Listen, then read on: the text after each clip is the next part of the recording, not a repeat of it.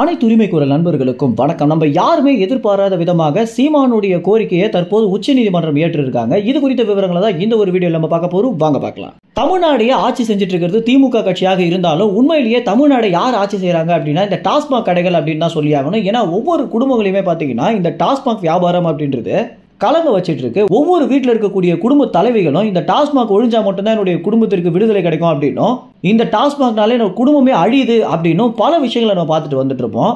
ஆனா இப்பேற்பட்ட இந்த மது விற்பனை தமிழ்நாட்டில் நடக்கும்போது எந்த ஒரு விஷயத்திற்காக கல்ல விற்கக்கூடாது அப்படின்னு தடை போட்டாங்க அப்படின்றத சீமான் காலங்காலமாகவே எழுப்பிட்டு வர ஒரு கேள்வியாக இருக்கு. நம்ம எல்லாருக்குமே தெரிஞ்ச ஒரு விஷயம் என்ன அப்படின்னா, தமிழ்நாட்டில் இந்த மது ஆலைகளை நடத்திட்டு இருக்கிறதே திமுக அதிமுக அப்படின்ற இரண்டு கட்சிகள் தான் அப்படின்னும், தமிழ்நாட்டில் இருக்கக்கூடிய 18க்கும் மேற்பட்ட மது ஆலைகள் பாத்தீங்கன்னா திமுக அதிமுகவுடைய பேரை தான் இயங்கிட்டு வந்துட்டு இருக்கு. குறிப்பாக இந்த டாஸ்மாக் அப்படின்றது அரசாங்கமே விற்கக்கூடிய ஒரு விஷயம் அப்படின்னும், இப்படி ஒவ்வொரு குடும்பங்களையுமே கெடுக்கக்கூடிய டாஸ்மாகிற்கு எதனால அரசாங்கம் இவ்வளவு முக்கியத்துவம் தராங்க, இந்த ஒரு விஷயத்தை எடுத்துட்டா கூட நிச்சயமாக அவங்களுக்கு ஏத்த ஒரு நிதியை திரட்ட முடியும் அப்படின்னும், இந்த தமிழ்நாட்டை பொறுத்த வரைக்கும் கள்ள விற்பனைக்கு கொண்டு வந்தாலே அவங்களால நிறைய வியாபாரத்தை ஈட்ட முடியும் அப்படின்னு சீமான் அவர்கள் சொல்லியிருக்காரு. இது பாத்தீங்கன்னா அவருடைய ஆட்சி வரைவிலும் இருக்கு அப்படின்னு சொல்லியிருக்காரு.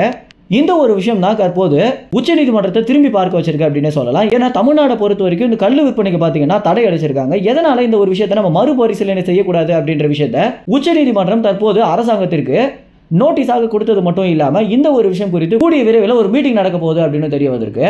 இந்த ஒரு விஷயம் இல்லாம தமிழ்நாட்டில் பல முக்கியமான விஷயங்கள் பாத்தீங்கன்னா சீமான் அவர்கள் முன் வச்ச கோரிக்கையாக இருக்கு அப்படின்னு சொல்லலாம். ஆனா இது எல்லாத்தையுமே தாண்டி உச்சநீதிமன்றம் சீமானை கவனிச்சுட்டு வந்துட்டு இருக்காங்க அப்படின்றது தான் இதுல இருந்து நமக்கு தெரியக்கூடிய தகவலாக இருக்கு.